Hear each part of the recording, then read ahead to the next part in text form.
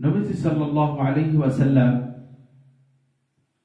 এক রাতে তিনি বলেন যে রাতে দুজন ফেরেশতা আমার কাছে আসলেন, এসে আমাকে ঘুম থেকে জাগ্রত করলেন। এরপরে এমন একটি প্রাসাদে নিয়ে গেল যে প্রাসাদটি স্বর্ণ এবং রূপা ইট দিয়ে তৈরি ছিল। নবীজি বলেন সেরকম সুন্দর প্রাসাদ তোমরা কোনোদিন দেখো না। সেখানে গিয়ে আমি কিছু লোক দেখতে পেলাম,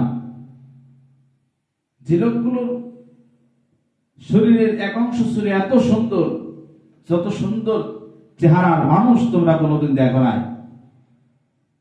তাদের চেহারার অপর অংশ ছিল এত কুৎসিত, যত কুৎসিত তোমরা কোনোদিন দেখো না। নবীজি বলেন এরপরে ফেরেশতারা বলল তোমরা ওই নহরের মধ্যে গিয়ে ডুব দাও। সেই লোকগুলো ওই নহরের মধ্যে গিয়ে ডুব দিয়ে আস্তে আস্তে তাদের চেহারা অত্যন্ত সুন্দর হয়ে গেল, কুৎসিত অংশটা দূর হয়ে গেল। নবীজি বলেন ফেরেশতারা এরপর আমাকে বুঝিয়ে বললেন নবীজি এই যে এই স্থানটা হচ্ছে জান্নাতে আদন। জান্নাতে আদন এটাই হচ্ছে প্রকৃত মানুষের শান্তির জায়গা।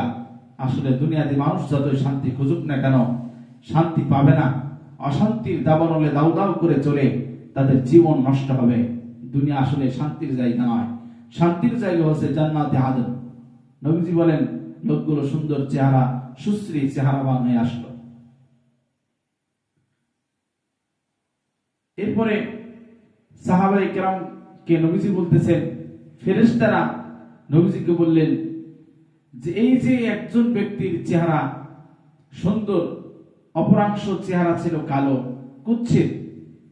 নবীজিকে বললেন ইয়া রাসূলুল্লাহ তারা হচ্ছে ফামাল্লাযীনা কানু শাতরুম মিনহুম হাসান ওয়া শাতরুম মিনহুম কবিহুন ফাইনাহু খালাতু আমালান সালিহান ওয়া আখার সাইয়্যা।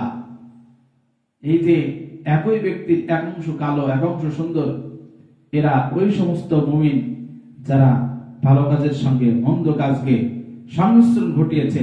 দুনিয়ার পাপী মুমিনেরা যারা পাপও করে পুণ্যও করে তাজাওয়াজাল্লাহু আনহুম, তবে আল্লাহ তাআলা মাফ করে দিয়েছেন তাদেরকে।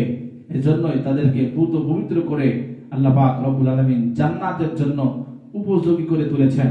এজন্য আমরা অবশ্যই আল্লাহর নাফরমানি মুক্ত থাকার চেষ্টা করব। আল্লাহ পাক রব্বুল আলামিন সে সকল ব্যক্তিদের অন্তরে ভুক্ত আমাদেরকে করে দিন যাদেরকে আল্লাহ পাক ক্ষমা করে জান্নাত দান করবেন।